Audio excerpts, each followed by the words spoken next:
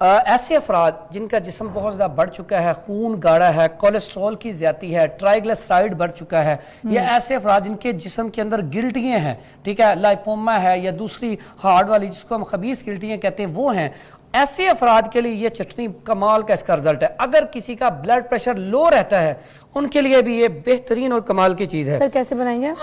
بڑا آسان سا ہے، آپ 50 گرام لے لیں تازہ پودینہ اور 50 گرام آپ لے لیں ادرک۔ ادرک یہ گھروں میں پڑا ہوتا ہے، تازہ ادرک لینا ہے آپ نے۔ 50 گرام یہ لے لیں اور 50 گرام ہی آپ دیسی لہسن لے لیں اور اسے چھیل لیں، ٹھیک ہے۔ اور اس کے بعد آپ نے 50 گرام، اگر تو تازہ انار آ رہا ہو تو زیادہ اچھا ہے، 50 گرام لے لیں۔ اگر تازہ انار نہ موجود ہو تو پھر یہ انار دانہ آپ لے سکتے ہیں۔ 50 گرام یہ لے لیں۔ ہمارے پاس 4 چیزیں ہوگی 50 گرام۔ اس میں آپ نا یہ حسب ذائقہ کوئی 10 سے 12 کالی مرچ ڈال لیں، ٹھیک ہے۔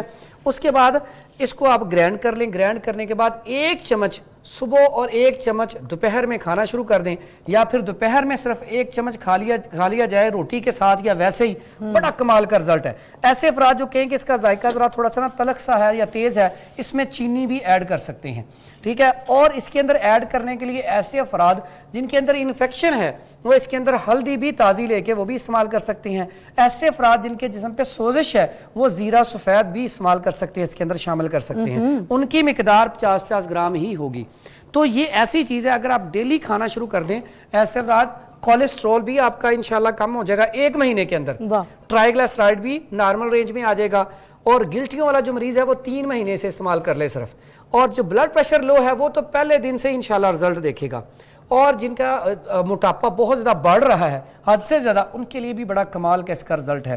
تو آپ اس کو جب استعمال کریں گے آپ کو فائدہ ہوگا، تو یقیناً آپ لوگ نا یہ جو ہمارا پروگرام ہوتا ہے ہمارے لیے دعا ضرور کریں گے، اللہ تعالیٰ آپ کی دعاؤں کو قبول بھی کرے گا اور ہمیں اس سے اور زیادہ اللہ تعالیٰ استعداد دے گا کہ ہم زیادہ سے زیادہ لوگوں تک یہ چیزیں پہنچائیں۔ سر اس کے بارے میں بتا دیں کیونکہ ہلکا سا میٹھا ہے، جو شوگر کے پیشنٹ لوگ ہیں وہ اس کو کس طرح سے استعمال کر سکتے ہیں؟ جو شوگر پیشنٹ ہیں وہ اس کو نا آپ 1 چمچ سے بھی کم، آدھا چمچ استعمال کریں، ساتھ نا دودھ جو لیں گے اس میں شوگر بالکل نہ ڈالیں، یا پھر چائے پھیکی والی چائے استعمال کر لیں، یا ایک اور اس کا الٹرنیٹ ہے، آپ خشک آملہ لے لیں، خشک بھیڑا لے لیں اور خشک ہڑر لے لیں، ان کی گٹھلیاں نکال کے ان کا پاؤڈر بنا کے ½ ٹی اسپون وہ کھانا شروع کر دیں، آپ کو یہی والی افادیت مل جائے گی۔